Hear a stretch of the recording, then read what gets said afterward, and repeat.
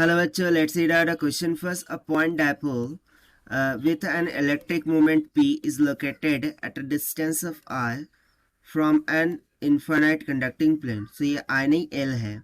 So find the modulus of the vector of the force acting on the dipole if the vector P is perpendicular to the plane.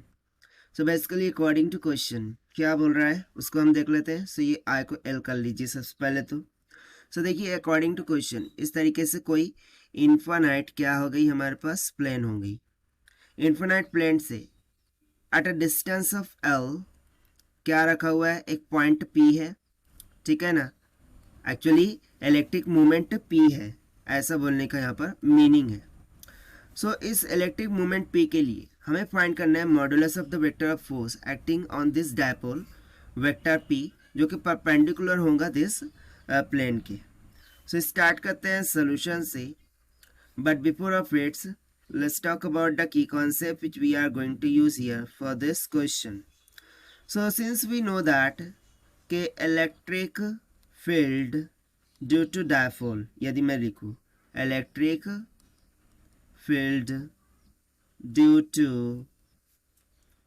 dipole वो क्या हो जाती है, उसका formula होता है basically that is E is equals to minus times of 2kp divided by r के cube के बराबर, जहाँ पर k कांस्टेंट होता है जिसकी वैल्यू 1.45 एप्सिलॉन नॉट होती है.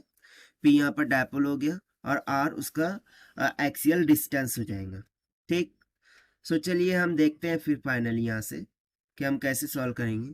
सो इसके लिए ना हम मिरर इमेज कॉन्सेप्ट का यूज़ करेंगे कि यदि ऊपर की तरफ ये p है तो नीचे की तरफ भी मैं मान लेता हूँ कि भाई एक सेकंड डायपोल है p, ठीक है ना, एक मूवमेंट P यहाँ पर प्रेजेंट है जो कि सेम डिस्टेंस पे हो रखा है इन्फिनाइट प्लेन से, दैट इज L. और इन दो P के बिटवीन में मैं क्या फाइंड आउट करूँगा, फोर्स फाइंड आउट करूँगा. सो फोर्स बेसिकली किसके इक्वल होंगी, that will be equals to the moment P into del E by del R के equal. So this is equals to moment P del by del R. ना electric field हमने already लिख के रखा था, that is minus of 2kp divided by r of cube. सो इसको हम सिंप्लीफाई करते हैं यहाँ से. सो जो फोर्स है this will be equals to हो जाएंगी ये मोमेंट p ना, इसका डेरिवेटिव निकालना है विथ रिस्पेक्ट टू r. सो वो कितना आ जाएगा, 6 times of kp divided by r⁻⁴. आप बोलेंगे माइनस साइन कहाँ गायब होगी. सो देखिए ये r का क्यूब ऊपर जाके माइनस का r क्यूब हो जाएगा ना, यानी कि r⁻³ हो जाएगा. So according to formula minus का 3 आगे आ जाएगा, 3 2 हो गया 6, minus minus will get plus और kp डिवाइडेड बाय r⁻n+1 यानी कि 3 + 1 कितना हो गया 4.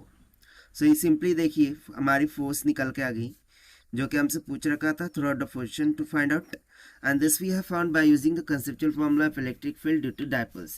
So this is the required solution. I hope you understood well. Best of luck. Thank you.